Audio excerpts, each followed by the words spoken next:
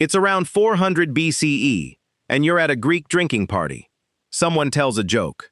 Cups clink. People argue about love, politics, and probably who has had too much wine. Then you say something. Nobody answers. 1 second. 2. 3. Suddenly your brain is reviewing every bad decision you have made since childhood. No phone to check, no fake notification to escape into, just silence. So why does silence feel so awkward? Here's the important part. Your brain does not hate quiet. It hates uncertainty. Conversation is a prediction system. You speak, someone reacts, you adjust, they respond. Tiny signals keep telling you the interaction is alive. But when that rhythm suddenly breaks, your brain starts asking what the silence means. Rejection? Disagreement? Confusion? Or did your joke just die on impact? Ancient Greece is a good place to start, because Greeks could turn a casual evening into a competitive event in talking. The tomb of the diver at Paestum, dated to around 480 to 470 BCE, shows symposium scenes with reclining guests, drinking, music, and social interaction. These gatherings were not just random parties. Conversation, performance, and reputation mattered. Plato's Symposium, written in the 4th century BCE, famously turns one dinner gathering into a long series of speeches about love, because apparently even ancient people had that one friend who heard drinks tonight and arrived with a philosophy lecture. But here's the important distinction. Silence changes depending on context. When everyone knows they are supposed to listen, a pause has a purpose. When a conversation suddenly stops after you speak, the meaning becomes less obvious. So, was every quiet moment awkward? No, it wasn't. A deliberate pause could feel perfectly normal. A dinner table going silent immediately after your comment could feel like you had accidentally insulted someone's mother. Now jump to Rome, where social feedback became almost a spectator sport. Around 104 CE, Pliny the Younger described his public literary readings in a letter to Titius Aristo. He explained that an author could judge an audience through expressions, movements, murmurs, and even dead silence. Pliny was basically checking audience retention 2,000 years before YouTube analytics, except his dashboard was a room full of people wearing sandals. And this is where things get interesting. Silence itself can become information. If you speak and someone smiles, nods, laughs, or answers, your brain gets reassurance.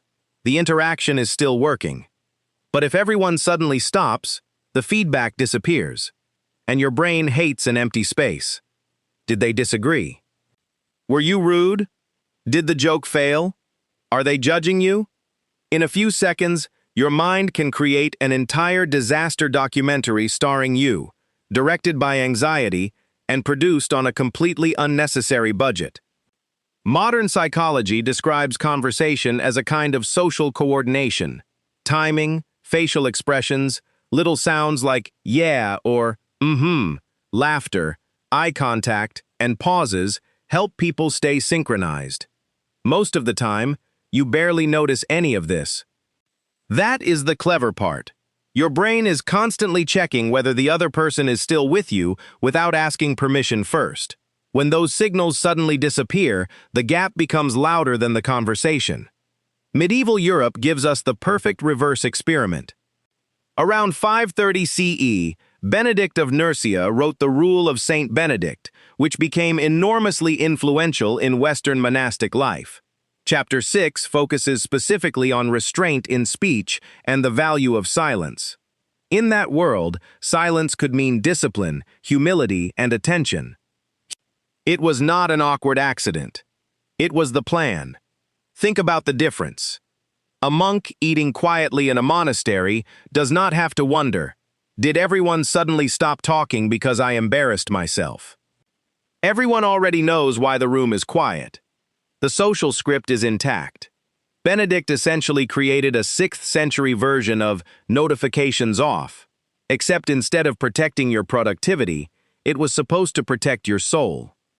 And that tells us something important. Humans are not automatically uncomfortable with silence.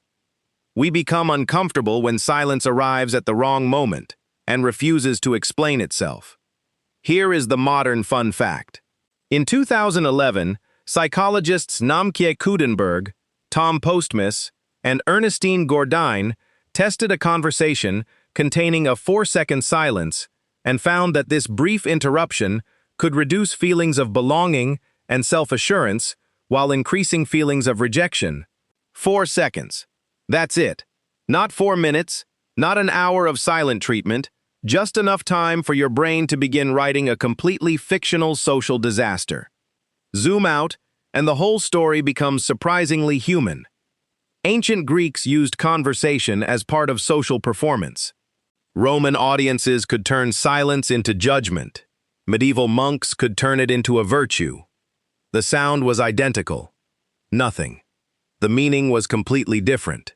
That is why awkward silence feels so powerful. Conversation is not just an exchange of words.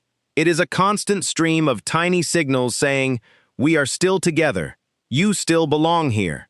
When that stream suddenly stops, your brain does not hear peace. It hears uncertainty.